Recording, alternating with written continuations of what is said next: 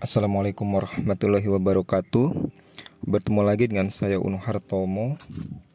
Pada video kali ini kita akan membahas mengenai salah satu pesawat tempur yang cukup melegenda, yaitu Sea Harrier.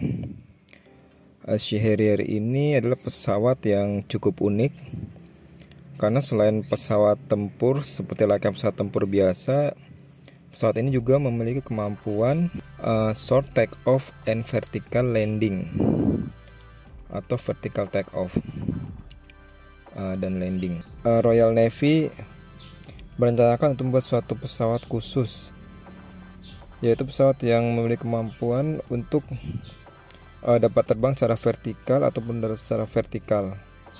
Bahkan bila membawa beban yang berat dapat terbang pada landasan yang pendek.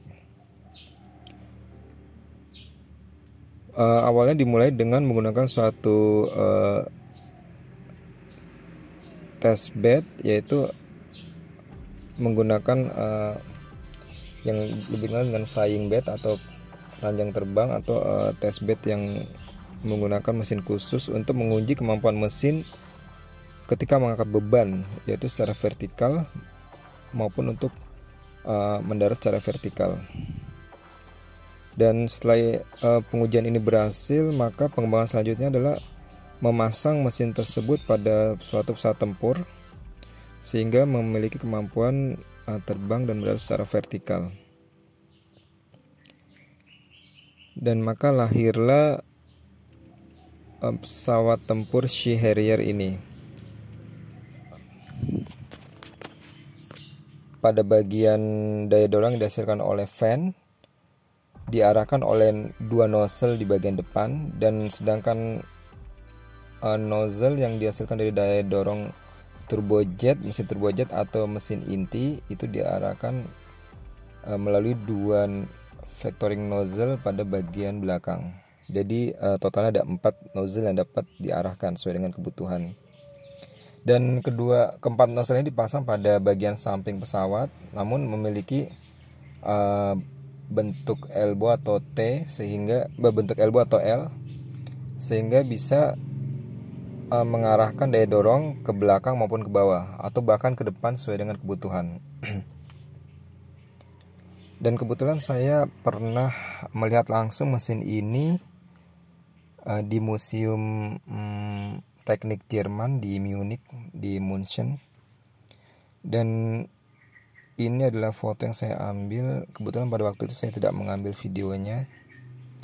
Dan kita bisa melihat pada bagian dalam mesin ini, di mana pada bagian depan dari daya dorong dihasilkan oleh fan, yaitu terdiri dari 3 fan, itu diarahkan langsung pada 2 nozzle di bagian depan.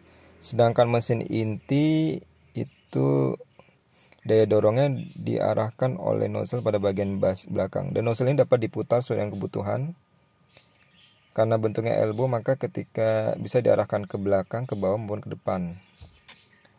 Dan tentunya ini memiliki fleksibilitas untuk pesawat tempur tersebut ketika sedang bermanuver. Contohnya ketika sedang berperang atau ketika sedang dikejar oleh musuh, pesawat Harrier ini dapat secara mendadak melambatkan kecepatannya dengan membalik nozzle-nya ke arah depan, sehingga jadi pengereman oleh daya dorong dari mesin. Kemudian dibalikkan kembali ke belakang sehingga dapat mengejar kembali pesawat yang telah melaju melewatinya, untuk kemudian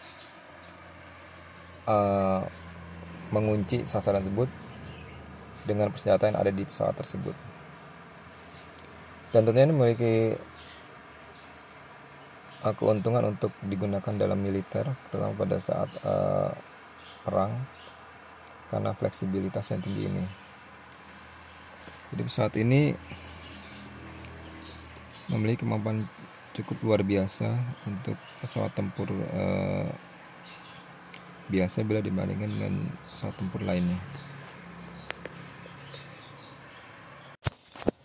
Pesawat konvensional atau pesawat biasa umumnya memiliki 4 gaya, yaitu gaya hambat yang berasal dari depan, kemudian gaya dorong arahnya ke depan, kemudian gaya berat yang arahnya ke bawah, dan gaya angkat yang arahnya ke atas. Dalam hal ini pesawat bisa terbang ketika gaya angkat lebih besar daripada gaya berat pesawat. Dan ini dapat dihasilkan ketika pesawat bergerak maju karena adanya aliran udara pada sayap sehingga menghasilkan gaya angkat. Nah, untuk Sea Harrier ini memiliki prinsip yang agak sedikit berbeda, yaitu gaya angkat dari sayap digantikan oleh gaya dorong mesin, sehingga gaya dorong mesin ini harus lebih besar daripada berat pesawat itu sendiri.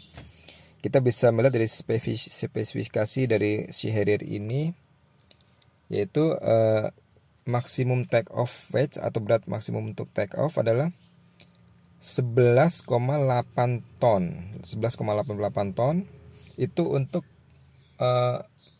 take off secara normal, yaitu menggunakan landasan yang pendek. Dan ketika menggunakan mesin untuk take off secara vertikal, maka berat maksimum diizinkan adalah 7,99 ton. Nah, di sini berarti daya dorong mesin harus lebih besar daripada 7,99 ton ini.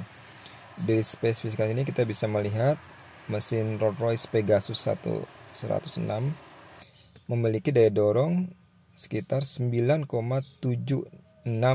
ton. Jadi lebih besar daripada berat maksimum yang diizinkan untuk terbang vertikal.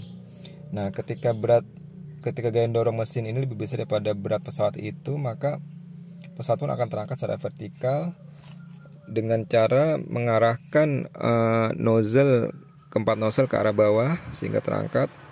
Nozzle ini dipasang pada bagian tengah, yaitu di depan titik berat pesawat dan di belakang titik berat pesawat, sehingga ada 4 nozzle yang kemudian secara bersama-sama mendorong pesawat untuk terangkat. Nah, setelah pesawat terangkat, maka untuk bergerak maju, nozzle perlahan-lahan diarahkan ke belakang sehingga pesawat mulai bergerak maju dan mulai terjadi aliran udara pada sayap, sehingga sayap mulai menghasilkan gaya angkat. Ketika gaya angkat pada sayap telah cukup untuk mengangkat pesawat, maka nozzle bisa diarahkan secara total ke belakang sehingga pesawat dapat bergerak maju dengan hanya mengandalkan gaya angkat dari sayap pesawat. Dan ini kemudian terbang secara normal seperti pesawat pada umumnya. Untuk mendarat secara vertikal pun menggunakan cara yang sama namun dengan arah yang sebaliknya. Jadi di sini kemampuan ini sangat menguntungkan untuk militer, terutama pada saat perang. Ketika tidak adanya landasan untuk terbang ataupun mendarat, maka Sea Harrier ini sangat layak digunakan karena kemampuan yang terbangnya hampir sama dengan helikopter dan bisa terbang dari helipad sekalipun. Jadi Harrier ini memang sangat dibutuhkan militer pada saat itu, dan sekarang sudah ditiru oleh beberapa pesawat generasi yang lebih modern, yaitu seperti pesawat F-35. Demikian penjelasan saya. Wassalamualaikum warahmatullahi wabarakatuh.